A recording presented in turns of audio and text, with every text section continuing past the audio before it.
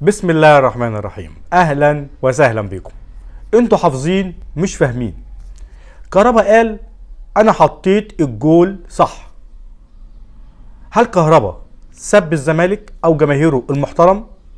طلع الفاظ خارجه؟ عمل اي تجاوزات؟ طبعا لا.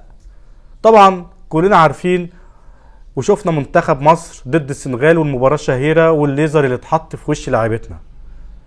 هل الحكم كتب اي حاجة في تقريره؟ الحكم كتب اي حاجة في تقريره؟ طبعا لا. طالما الحكم ما كتبش اي حاجة يدين كهربا، اذا كهربا حطه صح. يا ريت يا كابتن احمد حسام ميدو ما تسيرش الفتن. الزمالك عايز ينسحب، اهلا وسهلا. الاهلي عايز ينسحب، اهلا وسهلا. يا ريت يا جماعه ما تسروش الفتن. وانا بقول لكم اهو، الاهلي والزمالك مش هينسحبوا اصلا.